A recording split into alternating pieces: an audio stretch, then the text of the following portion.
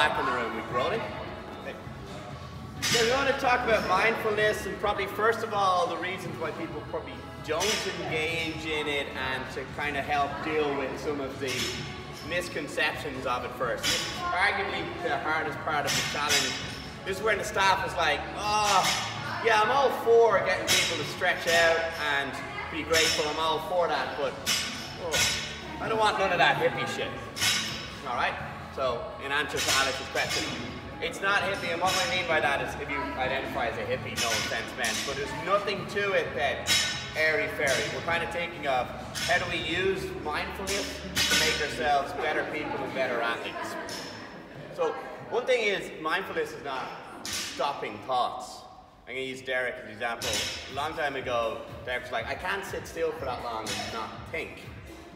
And very, very common objection, and I literally just heard the answer to it and said, well, mindfulness isn't stopping your thoughts, it's just becoming aware of them. All right? And to put it into strength terms, every time you catch yourself thinking, okay, that's like doing another bicep curl for your brain. I really should get Derek to down with a bicep curl. Yeah, there we go. Okay. That's what you're doing, is you're training your brain. The same way every time you pick up a heavy deadlift, you're training your muscles. The same time every time you're burping, you're training your endurance. When you're doing meditation, you're training your brain. Alright? Nor does mindfulness or any meditation make you lose your edge. You're a hungry person, savvy businessman, and aggressive athlete. Remember, Michael Jordan, arguably one of the best athletes of all time, had a meditation coach, had a mindfulness coach. Because if you could focus on the game for that little bit longer than all your other players who are getting distracted by stuff going on in their personal life, or the crowd, or the scoreboard, instead of this play right here, who do you think is going to be a better athlete? So that's why we suggest it. It's quite good for you to give yourself that focus, be aware of your thoughts and help.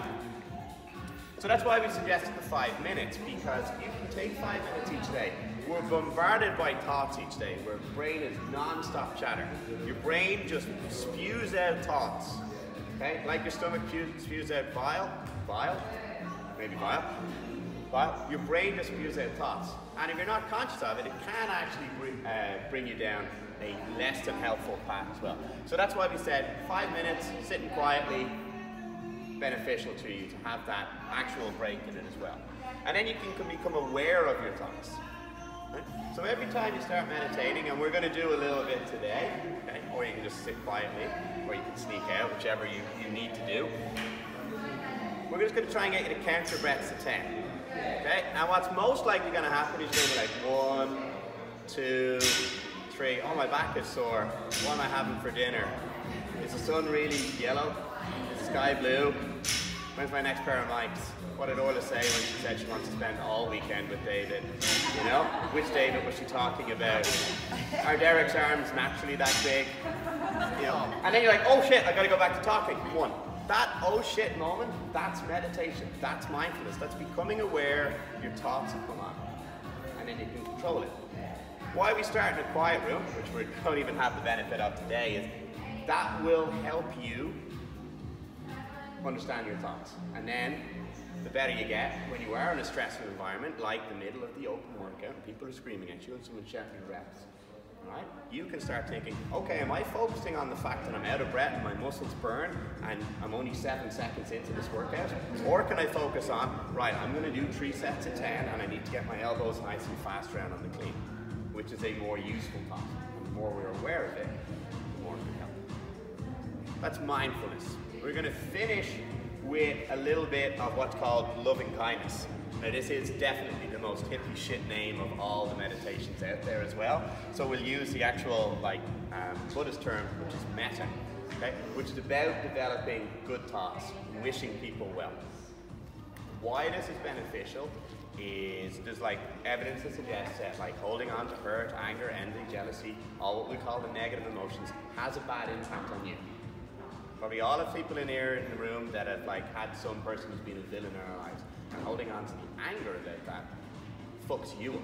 So that's why this is beneficial. It doesn't take away your edge. Michael Jordan was able to win games practicing loving kindness. How George Mumford, Michael Jordan's meditation coach, presented is, don't be hating. Nobody wants to be a hater. And that's how he got like rich African-American basketball players who grew up in slums and ghettos predominantly, because sport is their only way out generally. That's how he got them into the idea of it. When you're hating, you're not focused on yourself, you're not focused on the love of the game. And Rich Froening's Mayhem team wins the games because they're that involved in the sport. When they start hating on Wasatch brutes, they start losing. So that's what we're about. So if you're all up for it, let's do 5 minutes. We're going to spend about 3 minutes just practicing breathing, and then we're going to go through some loving kindness or some metta for 5 minutes. Sound like fun? Sweet. All right. Thanks, Eric.